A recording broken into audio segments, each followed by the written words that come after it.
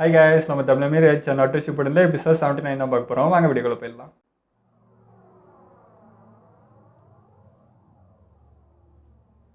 அவன் செயின் தான் வெட்டிட்டாரா? அவனுடைய பேண்டு தான் கோடு இருக்கு.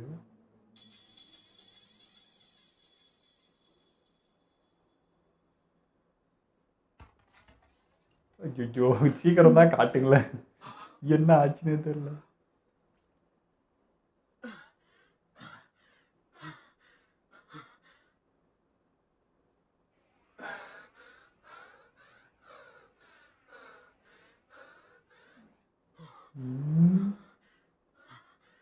நாம ஒரு வழியா சாதிச்சிட்டோம். அவன் கதை முடிஞ்சது.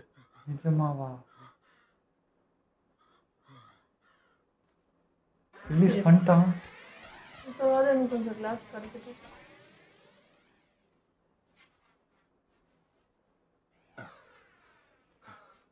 இந்த பக்கம் கேமரா அளவுக்கு திருப்பி காட்டிடுங்க.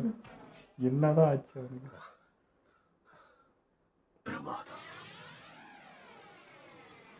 இப்போ அவன் அவ்வளோ சீக்கிரமாவா? அவ்வளோதானா? அவ்வளோ சீக்கிரமாவா? ஐயா, எவ்வளோ கஷ்டப்பட்டு அடிச்சிருக்கேன். இருந்தாலும் நம்மளோட கதை முடிஞ்சிருக்கும். சூழ்நிலையை புரிஞ்சுக்கிட்டு சிக்கமார் மட்டும் சீக்கிரமா செயல்படலன்னா யாராலையும் எதுவும் பண்ணிருக்க முடியாது. எனர்ஜி இல்லை. சும்மா சொல்லக்கூடாது. இவனை மாதிரி திறமசாலியை நான் பார்த்ததே இல்ல. அதனாலதான் இவனுக்கு ஆசுமா ரொம்ப மரியாதை கொடுக்கறாரு. சிக்கமாரு, உனக்கு ஒன்னும் ஆகலையே? ஒன்னும் ஆகல, நான் நல்லா இருக்கேன். ஒருத்த கதை முடிஞ்சது. நம்ம டீம் வரணும். ஆனா இன்னும் ஒருத்த பாக்கி இருக்கா. இப்போ சுத்தமாக எனர்ஜி இல்லை. அவங்க வந்தாதான், இல்லைன்னா அவ்வளோதான். உனக்கு என் உதவி தேவைப்பட்டிருந்தா நீ முதல்லயே கேட்டிருக்கணும். இடான், பிரச்சனையே உன்னால. ஏன் இவ்வளவு மெதுவா செயல்படுற? நீ வேணும் தான் இப்படி பண்ற? சொல்லு. பேசுறான். இதுல தேவையில்லாம மூக்க நுழைக்காதன்னு நீதானே என்கிட்ட சொன்ன. அதனால தயவு செஞ்சு என்ன குத்தம் சொல்லாத. இதுல ஏன் தப்பு எதுவும் இல்லை.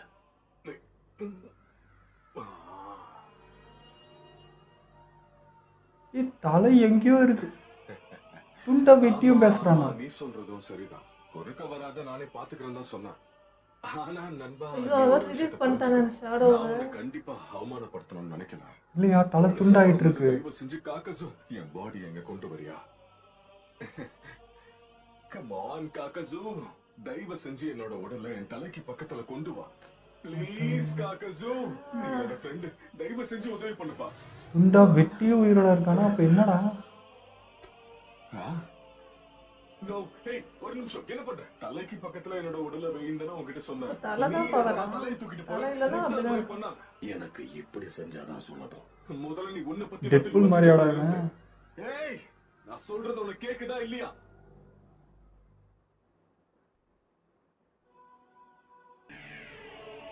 அட போடா, சும்மா கடுப்பேத்திட்டு.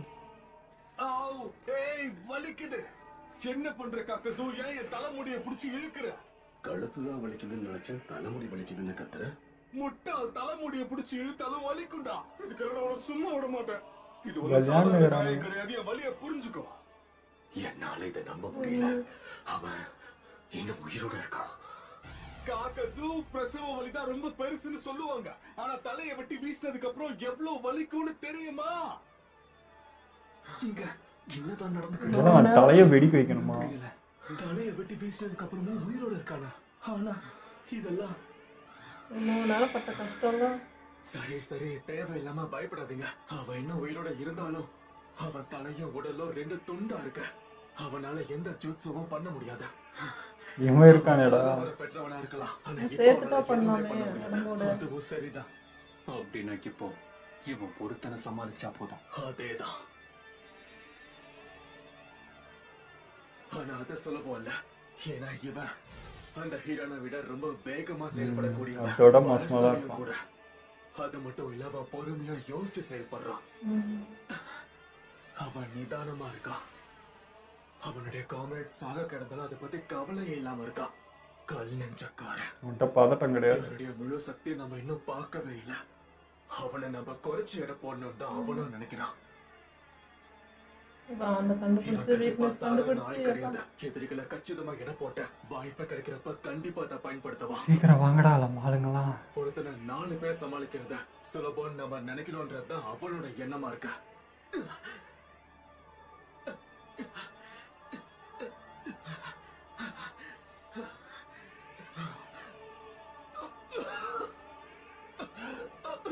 முடியல. ஷிக்கமாரு அவனோட லிமிட்டை தொட்டுட்டான். கேப்டன் ஆசுமா உடம்பு முழுக்க காயமா இருக்கு. அக்காட்ஸ்கே சேர்ந்தவன ஒருத்தனை எப்படியோ சமாளிச்சு அவனை செயலிழக்க வச்சிட்டோம். இங்க இருந்து தப்பிச்சு போறதுக்கு இது எங்களுக்கு கிடைச்சிருக்கிற அற்புதமான வாய்ப்பு. இப்ப எனக்கு இருக்கிறது ஒரே ஒரு கவலை மட்டும்தான், ஷிகமாரோட நிலைமை. அவன் தாக்குற வரைக்கும் நம்ம காத்திருக்க கூடாது. போதும், வாய மூடுங்க. ஆட்டோ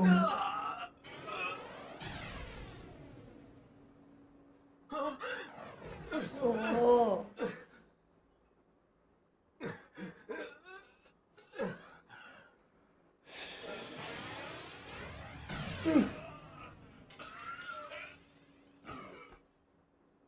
அப்படியே ஏன்டா தொடர்ந்து அடிச்சுங்கிற பைத்தியக்காரன்.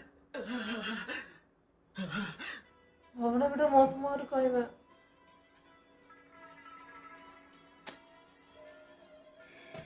மொட்டை வச்சிருவான் போல இருக்கே. ஐயோ இதெல்லாம் பார்க்க சக்தி எனக்கு இல்லையே. உதவின்னு வாயை திறந்து கேட்டதுனாலதான் உதவி பண்ண வந்த. கொஞ்சம் என்ன மரியாதையோட நடத்து.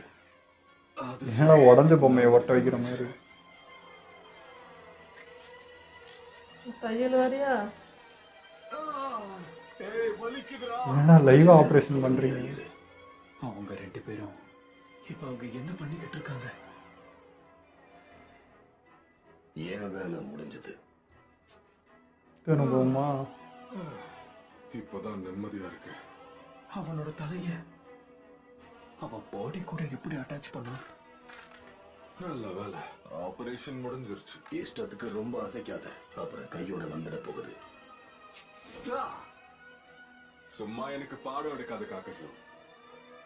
என்ன எப்படிப்பட்ட எதிரி கூட மோதுறனே தெரியலையே. ஒருத்தனுக்கு சாவே இல்ல, இன்னொருத்தன் ஜூட்சுவா பயன்படுத்தி உடலை ஒட்ட வைக்கிறான். யாரா நீங்க? புதுசா ஏதோ ஒண்ணு பண்ணிக்கிட்டே இருக்காங்க. இவங்க பயங்கர திறமசாலியா இருக்காங்க. ரெண்டும் மனுஷனானே எனக்கு டவுட் ஆகுது. நேரம் ஓரம் வச்சுட்டு வந்த வேலையை சீக்கிரம் முடிச்சிட்டு இங்க இருந்து கிளம்பலாமா? பணம் சம்பாதிக்கிறது தான் முக்கியம். ஆமாமா, எனக்கு திருப்பி கொடுக்க வேண்டியது வேற நிறைய இருக்கு. மனசுக்கு பிடிச்சதை செய்யும் போது ரூல்ஸை ஃபாலோ பண்ணலன்னா தப்பு இல்ல. தயவு செஞ்சு திரும்ப ஆரம்பிக்காத. மத்த 3 பேரையும் நான் சமாளிச்சுக்கிறேன், நீ கவலைப்படாத. நான் பாத்துக்கிறேன்.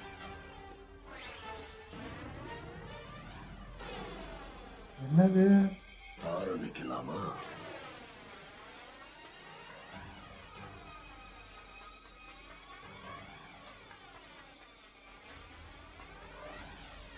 What a style! Sit up, trap!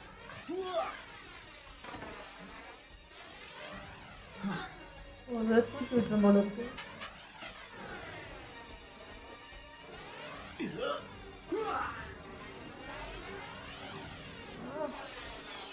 புது வித்தெல்லாம் வச்சுன்னுக்குறாங்க. அவன் கதை முடிஞ்சது. இவ்வளோ அசால்ட்டாவா கேட்க பண்ணுவீங்க?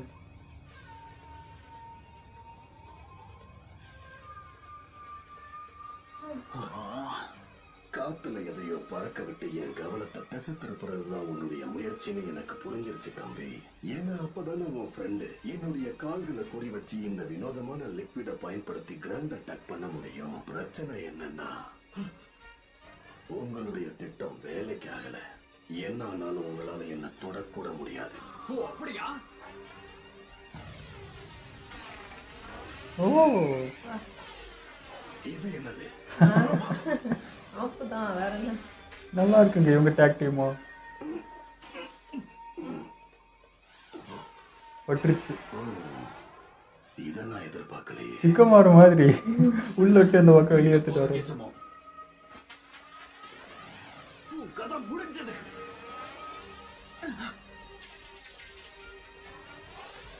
ஆட்டம் இவனும் உடம்புல அக்கா கழட்டுறாங்க. இதே போங்கடா.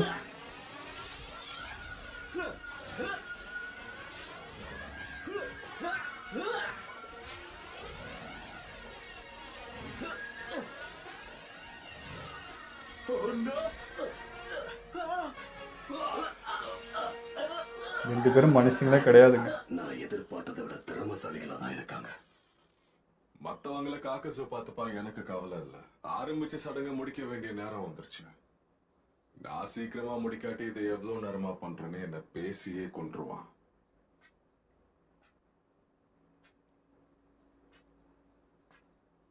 டேய்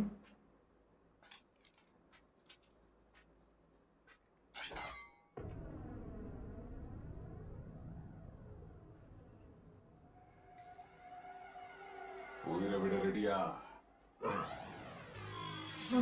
ஓடு.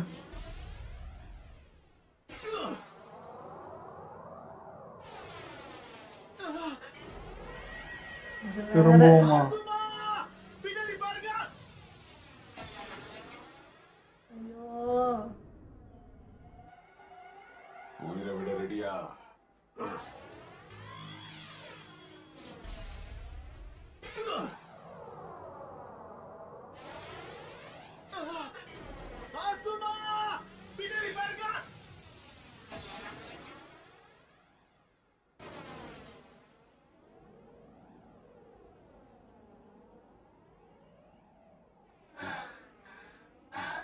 அடி தடுத்துட்டாரா?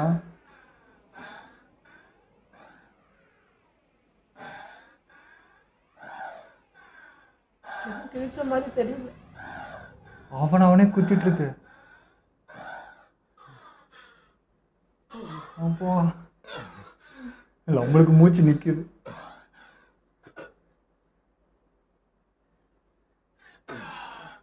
எத்தனை தடவை ஒரே வித்தைய பயன்படுத்துவேன்? என்னடா பண்ணி தொலைச்ச?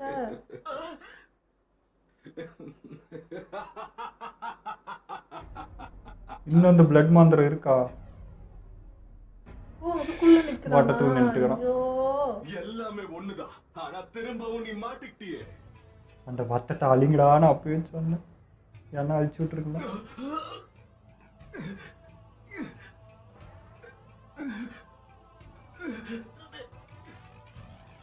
மாதிரி இதை கவனிக்காம விட்டு அந்த வட்டத்தை களைச்சி விட்டுருக்கணும்.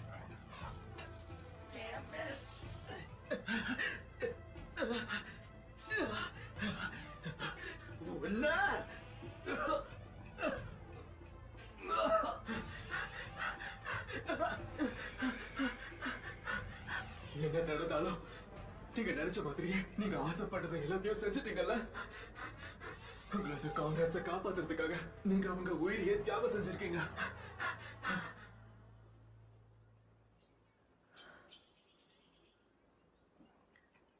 எனக்கு ஒண்ணுமே புரியல. என்னோட திட்டத்துல என்ன குறைச்சல் இருக்க?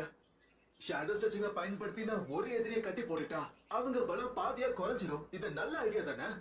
ஆனா தூரமா தள்ளி இருக்கிற ஒரு எதிரிகிட்ட நான் இதை பயன்படுத்தினா சொதப்படுறதுக்கு நிறைய வாய்ப்பு இருக்குன்னு தெரியும். லாங் ரேஞ்ச்ல இருந்து பயன்படுத்தும் போது ஷேடோ ஸ்ட்ரெச்சிங் அந்த அளவுக்கு சக்தி வாய்ந்ததா இருக்காது. ஆனா க்ளோஸ் காம்பேக்ட்ல என்னால எதையும் செய்ய முடியும். என்னோட திட்டத்தை வெற்றிகரமா செயல்படுத்த என்னால கண்டிப்பா முடியும் ஆசுமா. இந்த ஸ்ட்ராட்டஜில அதான் ரொம்ப முக்கியம்.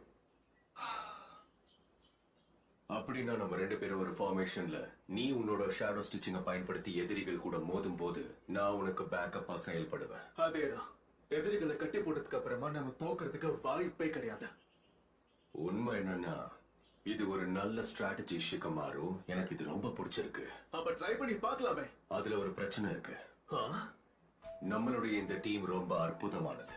ஃபைட்டிங் பவர்ல நம்ம ஸ்குவாட்ஸ்க்கும் மத்த ஸ்குவாட்ஸ்க்கும் எந்த வித்தியாசமும் கிடையாது. ஆனா மத்த ஸ்குவாட்ஸ் கிட்ட இல்லாதது நம்ம கிட்ட இருக்கு. ஒரு ஸ்ட்ராட்டஜிஸ்ட். அது நீதான் ஷிகமாரு.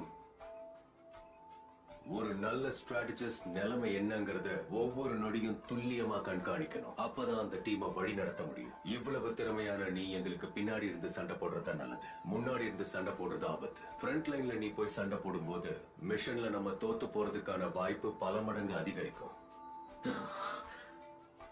ஒரு விஷயத்த மறந்துட்டீங்க.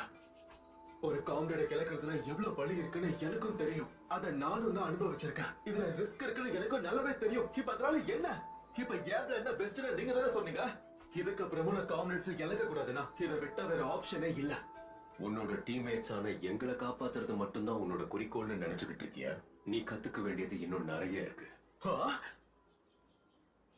இவனை காப்பாத்துறதுக்காகவே எல்லா பிளானும் போட்டு வச்சிருக்காரு. பாதுகாக்க போராடுறோம், யார காப்பாத்துறதுக்காக துடிக்கிறோம். வாழ்க்கைய பத்தின உன்னோட புரிதல் ரொம்ப கம்மியா இருக்கு ஷிகமாரு. அது எல்லாத்தையும் நீ புரிஞ்சுக்கிற வரைக்கும் கண்டிப்பா உன்னை ஃப்ரண்ட் லைன்ல சண்டை போட விட மாட்டேன். பாதுகாத்திருக்கேன். இது என்னுடைய தப்புதான். நான் திட்டத்தை ஒழுங்கா போடுறேன்னா கண்டிப்பா இது எதுவும் நடந்திருக்க வாய்ப்பே இல்ல. உங்களுக்கு இன்னும் எதுவும் புரியல. நம்ம கிட்ட இந்த ஒரு வழி மட்டும்தான் இருக்கு. இப்ப என்ன சொல்லிட்டானு இவ்வளவு கோவமா இருக்காரு? எதிரியோட எல்லைக்குள்ள நுழையணும்னா சில நேரம் பயப்படாம செயல்படுறது தான் நல்லது. கிளைம்பிங் சில்வரா? ஆனா அது உங்களுக்கு செட் ஆகாது. என்னோட உயிருக்கு கண்டிப்பா எதுவும் ஆகாது. அதான் என் உயிரை காப்பாத்த நீ இருக்கே. அடைச்சா ஆரம்பத்திலேருந்தே எல்லாரும் அவன் பக்கவாரணமாய் பண்ணியிருக்காரு.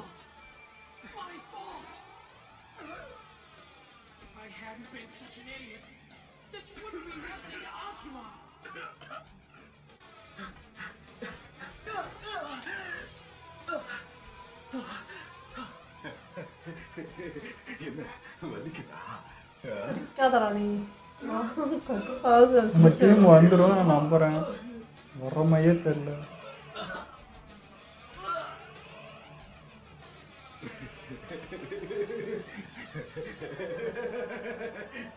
ஒரு வழியா உன்னோட இந்த வலியை கொண்டாட தயாரா இருக்கேன்.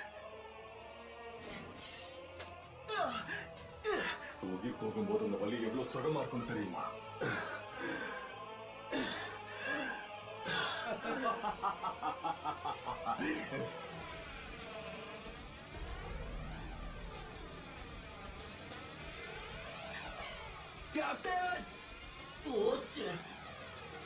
அவன் கதை முடிஞ்சது. வாங்கடா.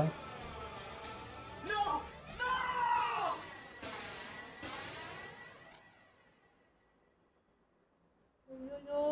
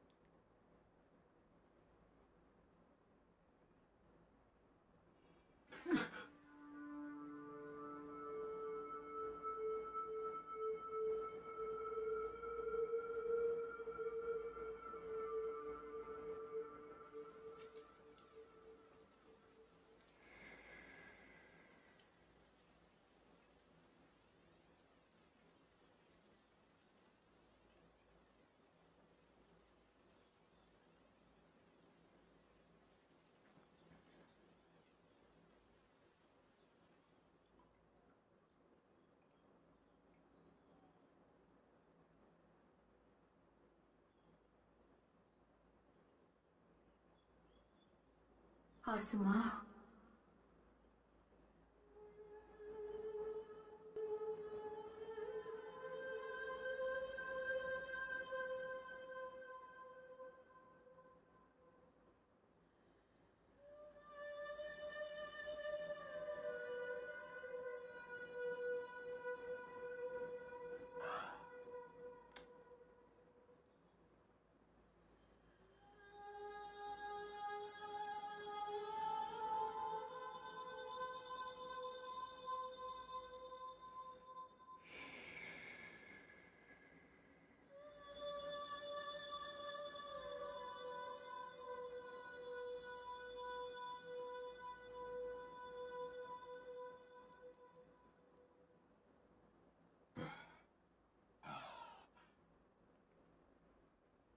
பிரமாதம்.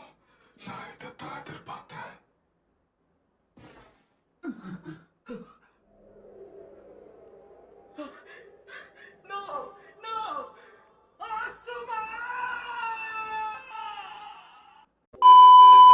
எபிசோடு பற்றி பேசுறதுக்கு என்னங்க இருக்குது. நாங்கள் வந்து ஆக்கு தான் இந்த கடைசியாக நான் வந்து ரொம்ப அழுத்தமானது எனக்கு ஆக்கோட டெத்து. அதுக்கப்புறம் இன்னைக்கு எனக்கு அந்த ஃபீல் வந்துச்சுங்க. எனக்கு ரொம்ப ரொம்ப ரொம்ப அப்படியே அழுத்துது மனசை போட்டு. நானும் வந்து என்ன சொல்கிறது, கண்ட்ரோல் பண்ணுறேன், முடியல. இப்போ இந்த வீடியோ கட் ஆனது 2 பேருக்கும் மூக்கு தண்ணி எல்லாம் ஒழுவ ஆரம்பிச்சிச்சு. ஏன் இப்படி பண்ணுறீங்கன்ற மாதிரி இருக்குது எனக்கு. நம்ம ஏற்கனவே அழுத்தத்தில் இருக்கோம்னா பேக்ரவுண்ட் சாங்கு போட்டு அது ஸ்லோ மோஷன் காட்டி இன்னும் அதுக்குள்ளே டீப்பாக எடுத்துகிட்டு போகிறாங்க. விட்ட கதறி அழுந்துருவோம் போல இருக்குது.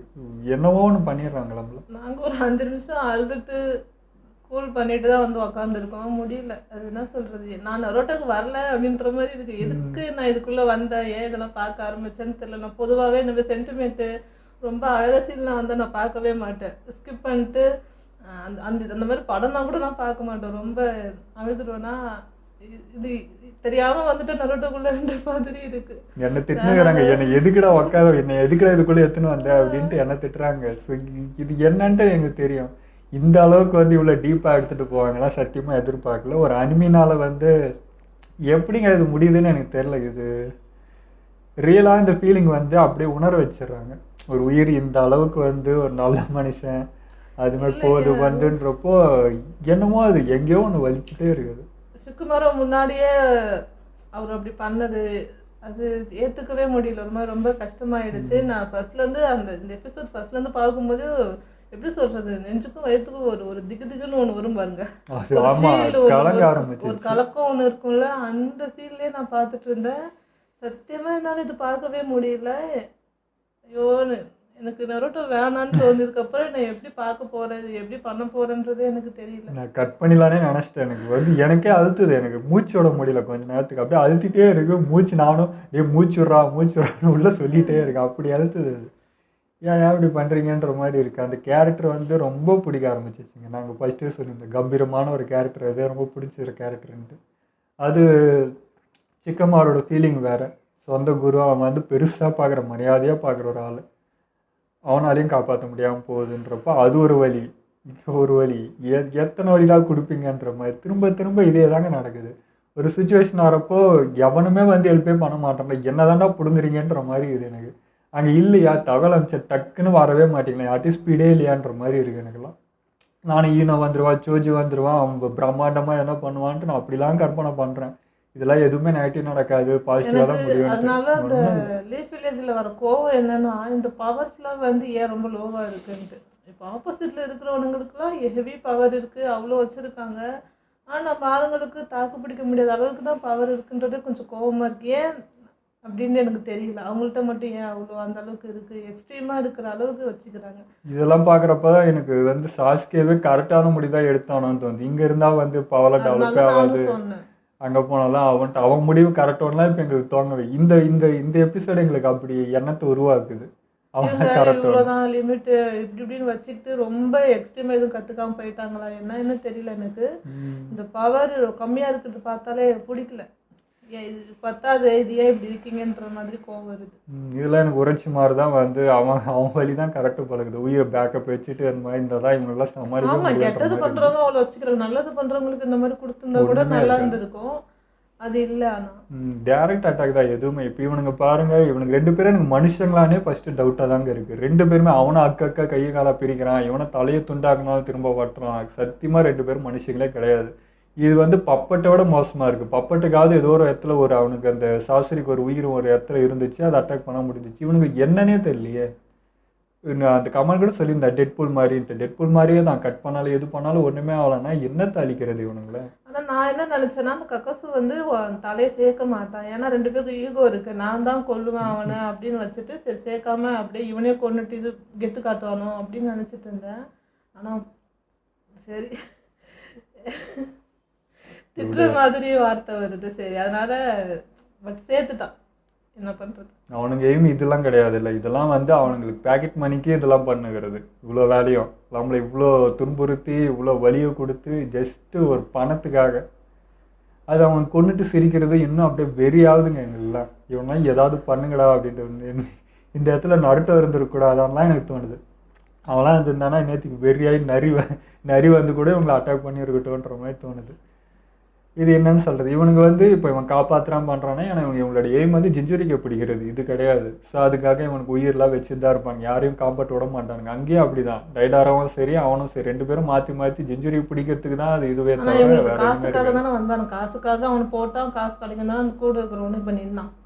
ஸோ இங்கே அது ஆனால் இது சொல்கிறேன், நீ தலையை திரும்ப ஒட்ட வச்சேன் ஒட்ட வைக்க மாட்டான்னு இல்லை, அது காரணம் வந்து அவனுக்கு ஜிஞ்சுரி பிடிக்கிறதுக்கு ஹெல்ப்லாம் தேவைப்படுது இல்லை, அதுக்காக. இப்போ நினச்சிருந்தா ஈகோ கிளாஷ்க்கு அவனே ரெசிக்கு விட்டு போயிட்டு இருப்பான். பட் அதுக்கு வேணுன்றதுக்காக அந்த டீம் அவனுங்க அந்த எய்மில் தானே இருக்கானுங்க.